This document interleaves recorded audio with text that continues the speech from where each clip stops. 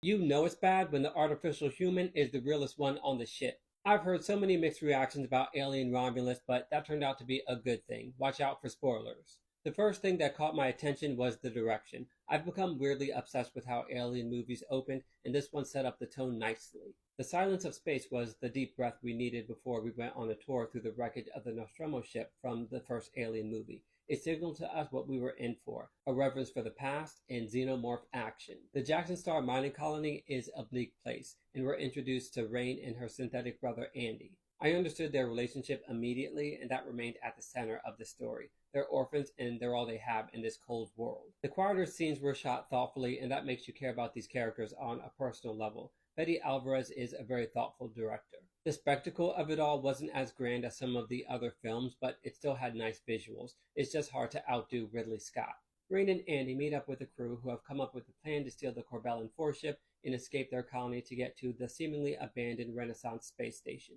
The space station has cryopods that they'll need in order to travel to the planet Ivaga, but the trick is they'll need Andy to interface with the ship's system. One of the best scenes is when they break out of their dark planet's atmosphere and they see the sun. They get their taste of freedom and hope before it inevitably goes to hell. Their motivations for wanting to leave are completely valid and one of the more refreshing choices in the movie. This society is capitalistic, oppressive, and offers no other options but to toil away until you die. They're leaving the planet for their personal freedoms, not for a scientific exploration. That feels timely and topical. The youthfulness of the crew also sets this movie apart. This could have felt like a cheap attempt at making it modern, but it didn't lose any of the alien atmosphere. Some people have complained about the sexual gratuity of the death scenes, and I didn't feel that way at all. It seemed kind of tame to me, and I was more impressed by other deaths in the franchise. Mind you, I'm also kind of desensitized to this kind of content, which is why it's hard for me to get into the horror genre.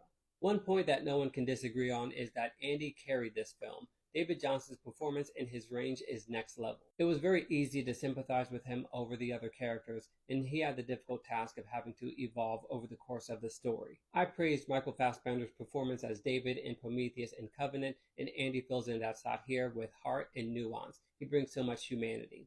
Ironically, Alien Romulus started strong with a promising premise. The middle had underwhelming parts, but actually liked the third act. The elevator scene was stress-inducing, and the xenomorph human hybrid offspring creature that came from K was twisted. That was exactly what I was looking for. It was tall and freakish and a crime against humanity. The practical effects gave the movie a raw tangibility that worked for its themes. The facehuggers and the xenomorph looked amazing. The over-reliance on the original Alien movie was too much at times. Some things were good, like the electric stun gun in the Mother 9000 model, but using Ash, the synthetic from the first Alien movie, as Rook was kinda unsettling. They could have just used another synthetic. I cringed at this more than the actual violence. The message of the film is so relevant, but it didn't always connect. At times, it felt like it was searching through the wreckage of the first Alien movie and not everything needed to be used, but I appreciate the risks that it took, so I give it an 8.5 out of 10. This has been a Virgo Blade production. Favorite and follow for more content like this.